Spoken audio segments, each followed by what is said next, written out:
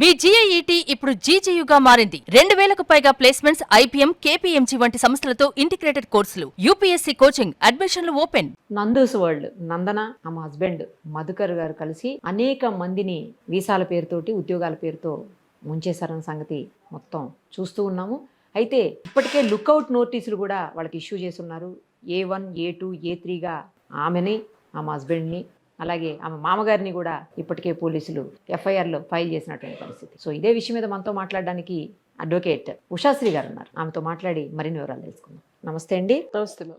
ఏంటండి పరిస్థితి, ఏం జరగబోతోంది? ఇప్పటికే మనం చూస్తున్నాము చాలా మంది అనేక దేశాల్లో, ఓన్లీ ఇండియానే కాదు, యూకేలో అయ్యాయి అంటున్నారు, శ్రీలంక అంటున్నారు, పాకిస్తాన్ అంటున్నారు, చాలా లక్షలాది రూపాయలు ఇందులో ఇన్వాల్వ్ అయి ఉన్నాయి అంటున్నారు. మనీ ల్యాండరింగ్ కూడా వస్తుందా ఇందులోకి? ఏంటి? 100% వస్తుంది మేడం. జరిగింది ఏంటి?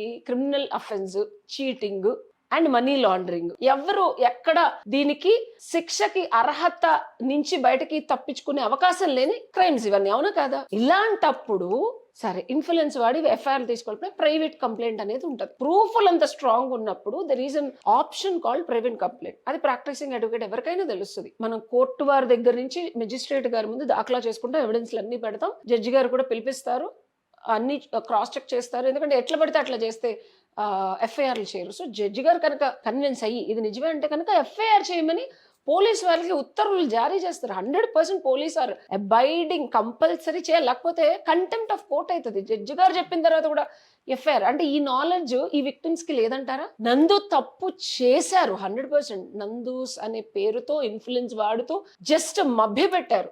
ఈవిడ ఇంత ఇన్ఫ్లుయెన్స్ అయింది, అంత ఈజీగా తప్పు చేస్తే ఏదన్నా అంటే మనం ఏకేస్తాం కదా సోషల్ మీడియాలో. ఈ మీడియా పర్సన్ అండ్ దట్టు వెళ్ళింది ఒక చిన్నదాని, ఒక చిన్న గుంటూరు లాంటి, విజయవాడ గుంటూరు అంటే not like too much metropolitan city కాదు. ఊరు వాళ్ళు ఎలా ఉంటారు మేడం? నమ్ముతారు. ఇప్పుడు పక్క గడప వాళ్ళు వెళ్ళి ఏంటి నమ్మకాలు ఎక్కువ ఉంటాయి, ప్రేమానురాగాలు ఎక్కువ ఉంటాయి. అదే ఒక ఢిల్లీలో ఉండే పద్ధతికి, బాంబేలో ఉండే పద్ధతికి, హైదరాబాద్కి, విజయవాడకి, గుంటూరుకి తేడా ఉంటుంది. సో నమ్మబలికి తీసుకున్నప్పుడు దానికి డెఫినెట్ గా ఒక యాక్షన్ ప్లాన్ చేసిన తర్వాత యాక్షన్ అవుతుంది. సో ప్లానింగ్ లో వీళ్ళందరూ దొరికారు. లింక్ డాక్యుమెంట్ లాగా లేయర్స్ అంటారు, క్రైమ్ లో లేయర్స్ అందరూ ఇన్వాల్వ్ అయినప్పుడు వీళ్ళు ఇమీడియట్ గా చేయాల్సింది పబ్లిక్ లోకి వచ్చి ఘోషిస్తూ మాస్క్లు వేసుకొని మాట్లాడటం కాదు. అన్ని ప్రూఫ్లు ఉన్నాయి అన్నప్పుడు వకాలత్ ఎవరికొకళ్ళకి ఇచ్చి FIR ఫైల్ చేయనప్పుడు ఆ వకాలత్ ద్వారా మెజిస్ట్రేట్ గారి దగ్గర ప్రైవేట్ కంప్లైంట్స్ మూవ్ చేయొచ్చు. ఇంకొకట, వాళ్ళైతే ఒక అడ్వకేట్ ని పెట్టుకొని రిప్రజెంట్ చేయించారు. ఇంతమంది కలిసి ఒక అడ్వకేట్ ని పెట్టుకోవాలా లేదా? 5,000 10,000 కూడా కాదు, ఫ్రీగా చేస్తాం అన్నోళ్ళన్నా పెట్టుకోవాలి కదా. మేమేం డబ్బులు అడగట్లేదు కదా. వీళ్ళే ఎందుకు మాట్లాడుతున్నారు? Why if they are representing advocate, వీళ్ళు కూడా ఒక అడ్వకేట్ ని పెట్టుకోవాలా లేదా? ఎందుకు పెట్టుకోలేదు? Why nobody is representing you?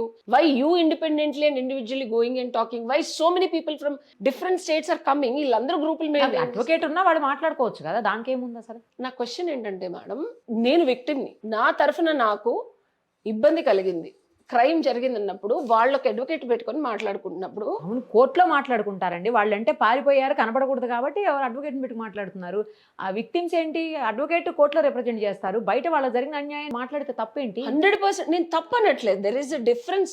I am not denying the fact. వాళ్ళు తప్పు చేస్తున్నారని చెప్పట్లేదు, ఒప్పు చెయ్యట్లేదు అని చెప్తున్నాను. లాలో ఒక పని చేస్తే తప్పైనప్పుడు ఒక పని చెయ్యకపోవడం అంటే omission of doing something is also crime sometimes. Why you are omitting representation?